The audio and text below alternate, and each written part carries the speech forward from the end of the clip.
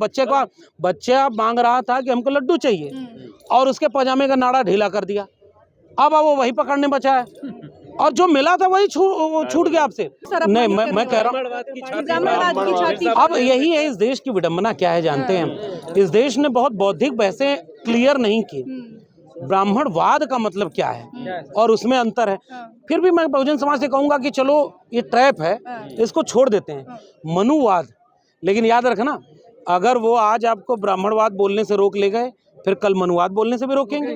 वो कहेंगे कि मनु तो हमारे पूजनीय हैं। वो तो कथावाचक सब कहते हैं कि मनु तो हमारे पहले कानून के वो हैं। तो एक एक करके वो आपके टूल छीन रहे हैं क्योंकि आप पॉलिटिकल पावर में नहीं हैं। तो आप कुछ भी करेंगे आपके खिलाफ आएगा। इसलिए संविधान को हाथ में लेकर बाबा साहब डॉक्टर अम्बेडकर का संविधान वो आपको ये इजाज़त देता है। संख्या जमहूरियत एक तर्ज हुकूमत है कि जिसमें बंदों को गिना करते हैं, तौला नहीं करते। तो गिनती अगर आपकी है तो गिनती में अगर आप मजबूत हैं तब आपकी बात सुनी जाएगी।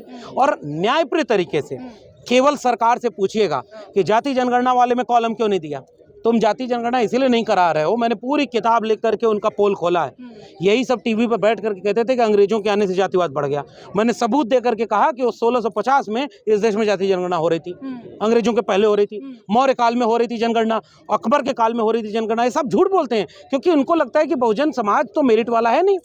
तो ये बीजेपी की साजिश है कि जाति जनगणना पर बात ना हो।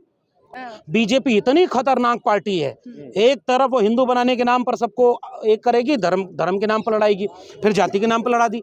आप अगर एक बार देश को बताते कि इसमें ईडब्ल्यूएस था तब कैसे ये सवर्ण विरोधी हो गया। 10 में से 7 मेंबर आपके नॉन SC ST OBC हो सकते हैं। ये बीजेपी ने करवाया है।